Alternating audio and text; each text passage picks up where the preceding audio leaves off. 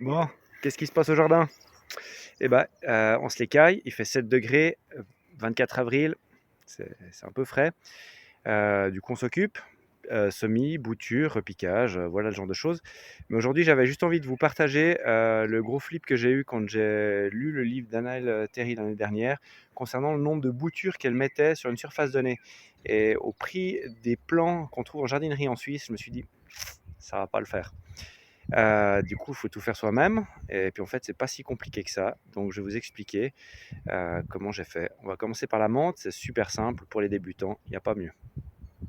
Voilà, donc chez un copain, chez un voisin, dans un coin de votre terrain, si vous avez déjà, un peu de menthe, et ben, vous allez en profiter pour la dupliquer. Donc vous prenez, des beaux petits exemplaires comme celui-ci, vous en cueillez autant que vous voulez en dupliquer. Alors, je sais pas, on peut en faire une vingtaine, c'est assez simple, donc chaque fois vous cueillez, voilà, un beau bout. Ensuite, je vais lui enlever une bonne partie des feuilles. Je vais vous montrer ça dans quelques instants.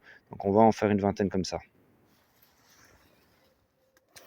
Voilà, de retour à l'atelier. Alors, ce que je vais faire, c'est que si je lui laisse autant de feuilles, elle va avoir beaucoup trop d'évapotranspiration, elle va perdre beaucoup d'eau, donc je les lui enlève. Voilà, comme ça, tout simple. Parfait. Et puis, dessous, je vais lui couper propre, sous un nœud. Là, il y a un nœud juste en diagonale ici. Je vais faire la même chose pour des boutures de ligneux. Et puis en haut, je vais lui laisser le minimum possible de feuilles. Donc limiter l'évapotranspiration jusqu'à ce qu'elle tire ses propres racines pour qu'elle puisse s'abreuver toute seule.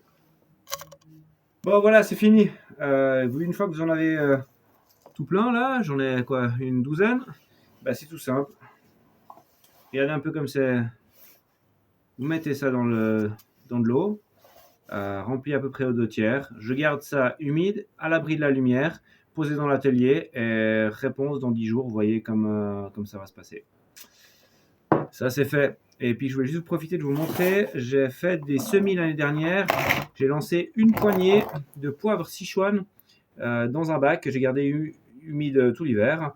Ça a pris comme jamais. J'ai à peu près 150 petits poivriers qui poussent avec un système racinaire. Je vais vous montrer avec un superbe système racinaire que je suis en train de replanter, de repiquer dans des pots. Pour ceux qui habitent la région, qui désiraient un petit poivrier Sichuan pour s'en occuper, n'hésitez pas, je suis dispo, contactez-moi. Et pour ceux qui ne savent pas à quoi ressemble un poivre du Sichuan, voilà cet arbre-là. Alors ce que je vous suggère, c'est de le mettre dans un endroit où vous ne passez pas beaucoup, pour la simple et bonne raison qu'il a d'énormes épines sur le côté. Regardez ça un peu. Voilà, donc si vous crochez dedans à chaque fois que vous allez au potager, vous risquez de ne pas être très satisfait.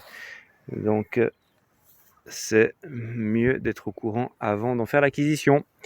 Voilà, je vous laisse. Voilà, c'est tout pour aujourd'hui. Allez, à tout bientôt.